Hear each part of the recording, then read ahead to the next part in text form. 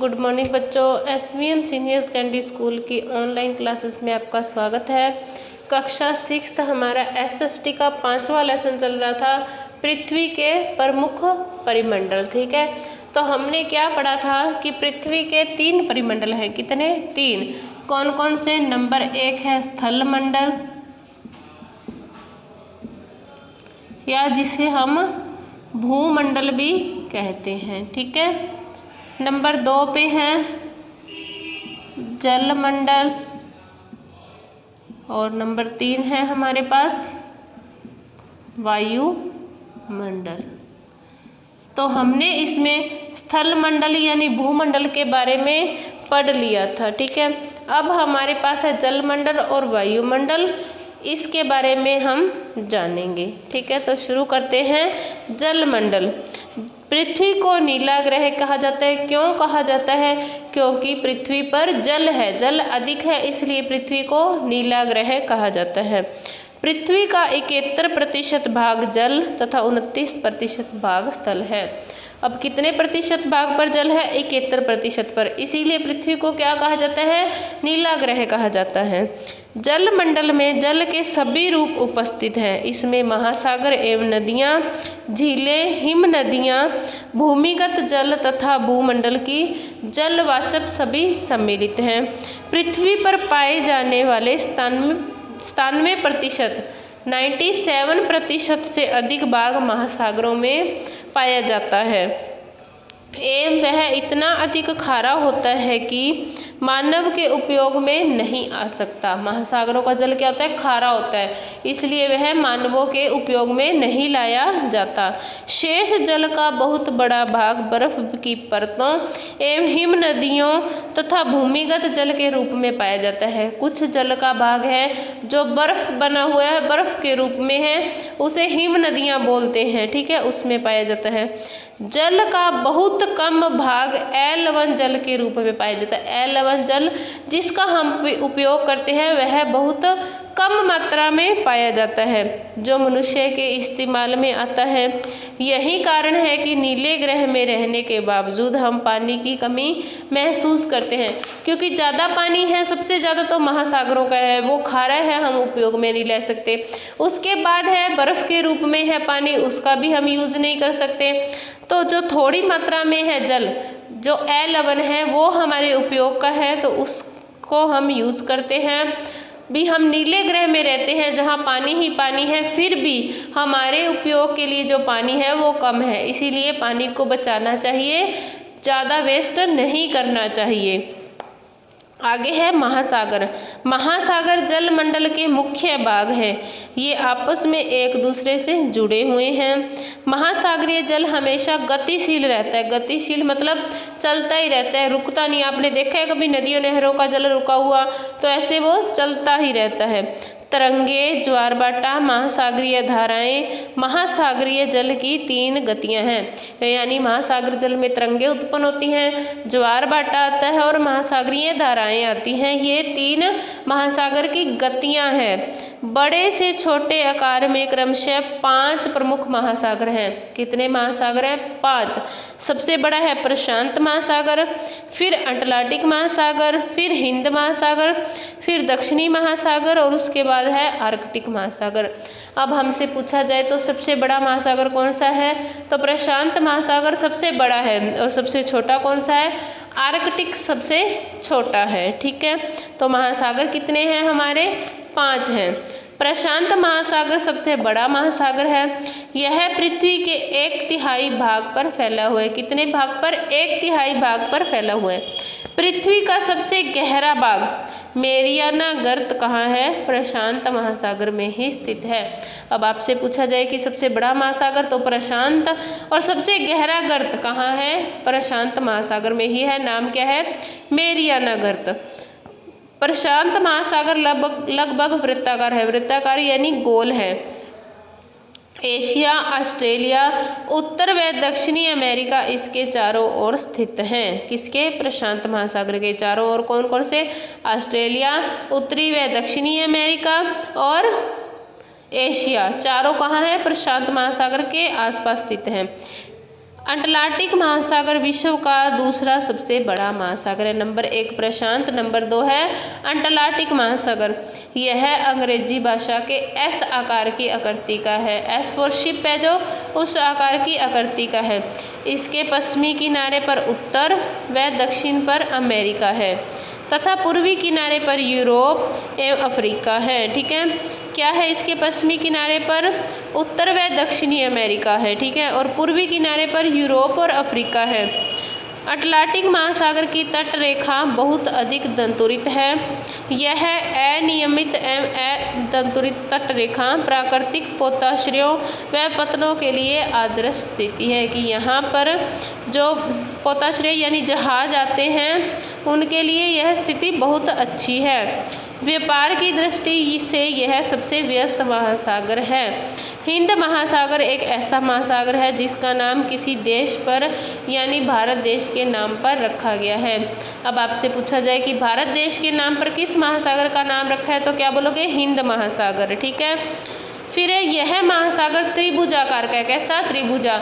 अब हमने पढ़ा था अटलांटिक महासागर वो था एस आकार का और प्रशांत महासागर था वृत्ताकार, और ये अब है हमारे पास हिंद महासागर। ये कैसा है? त्रिभुजाकार है। ठीक है, इसके उत्तर में एशिया, पश्चिम में अफ्रीका और पूर्व में ऑस्ट्रेलिया स्थित है। फिर आगे हमारे पास है दक्षिणी महासागर। अंटार्कटिका महाद्वीप को चारों ओर से घेरता है। यह अंटार्कटिक महाद्वीप से उत्तर की ओर 60 डिग्री अक्षांश तक फैला हुआ है। आर्कटिक महासागर उत्तर ध्रुव पर स्थित है। यह उत्तर ध्रुव के चारों ओर फैला हुआ है। कौन सा? आर्कटिक महासागर। यह प्रशांत महासागर के छिछले जल वाले एक संकरे भाग से जुड़ा हुआ है। इसे बेरिंग जल संधि कहते हैं। यह उत्तर अमेरिका के उत्तरी तटों और यूरेशिया से घिरा है। ठीक है, तो हमने जलमंडल पढ़ा। इसमें हमारे पास 5 महासागर थे। सबसे बड़ा प्रशांत महासागर, सबसे छोटा आर्कटिक महासागर। प्रशांत महासागर की आकृति है वृत्त के समान गोल। अटलांटिक महासागर की है इंग्लिश के अक्षर एस के समान। और फिर है हमारे पास हिंद महासागर, इसकी आकृति है त्रिभुजाकार। अब है हमारे पास वायुमंडल। हमारी पृथ्वी चारों ओर से गैस की एक परत से घिरी हुई है जिसे वायुमंडल कहा जाता है। पृथ्वी के चारों ओर गैस की एक परत बनी हुई है जिसे क्या बोलते हैं? वायुमंडल बोलते हैं। वायु की यह पतली परत इस ग्रह का महत्वपूर्ण व अटूट भाग है। यह हमें ऐसी वायु प्रदान करती है जिससे हम लोग सांस लेते हैं। हम लोग सांस किससे लेते हैं? ऑक्सीजन गैस से। यह वायुमंडल हम लोगों को सूर्य की कुछ हानिकारक किरणों से भी बचाता है।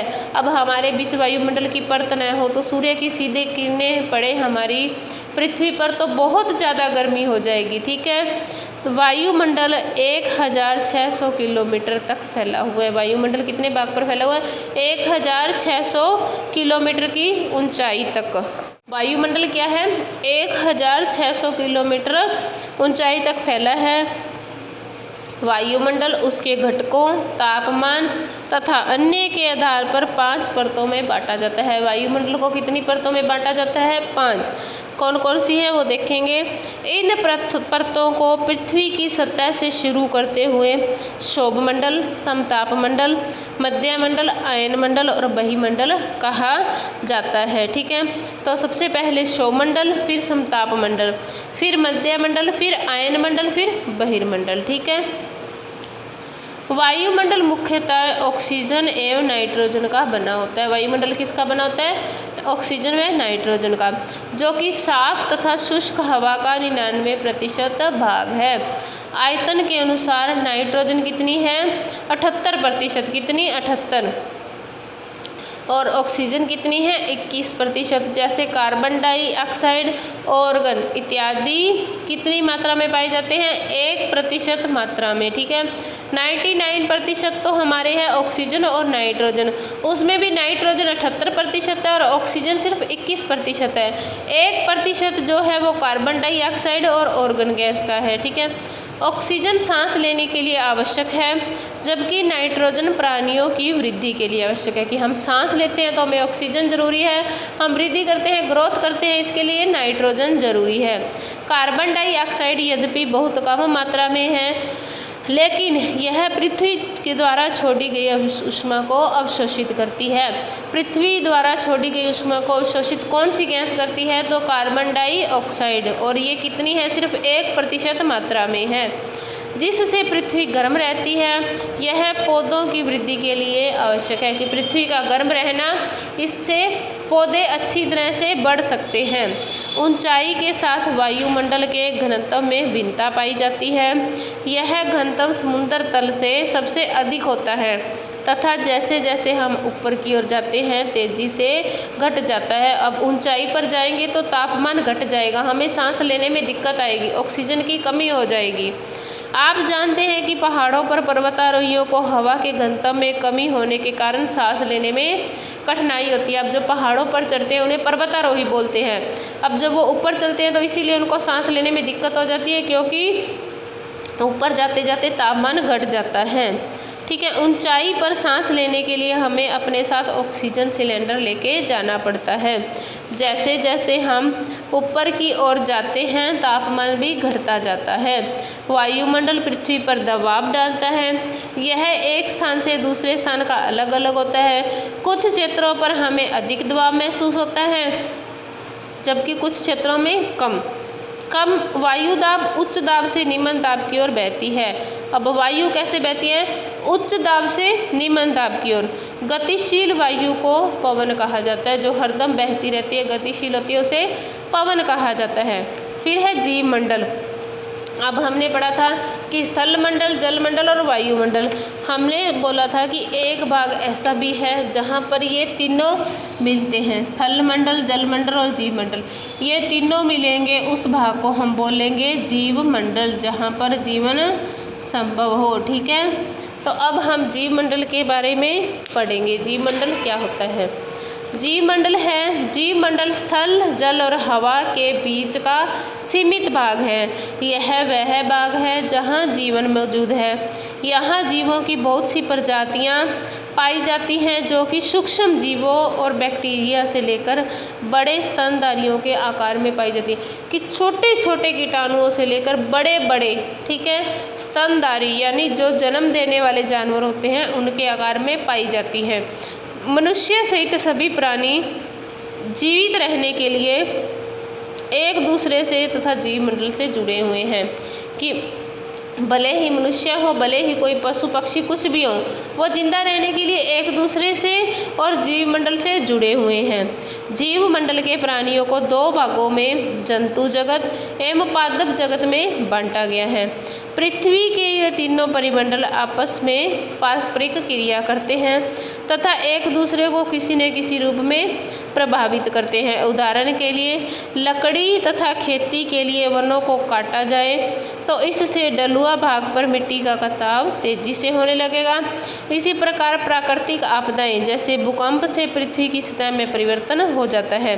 कि अब पेड़ पौधे और धरती एक दूसरे से जुड़े हुए हैं। हम पेड़ काट देंगे तो ज़मीन नीची हो जाएगी, ढलान हो जाएगी, तो जब बाढ़ आएगी तो ज़्यादा नुकसान होगा। ठीक है, फिर क्या है कि इसी प्रकार प्राकृतिक आपदाएं जैसे भूकंप से पृथ्वी की सतह में परिवर्तन हो जाता है। हाल ही में सुनामी के कारण अंडमान निकोबार द्वीप समूह के कुछ भाग पानी में डूब गए। झीलों तथा नदियों के दूषित पदार्थों के प्रवाहित होने से इनका जल मानव के लायक नहीं रहा। कि अब जो नदियां हैं, झीलें हैं, वहाँ पे तरह तरह के कचरे, प्लास्टिक की बोतलें, ठीक है, ये रैपर आदि खाली वहाँ फेंके हुए होते हैं। इसलिए उन नदियों और महासागरों का पानी मनुष्य के पीने के लायक नहीं रहा।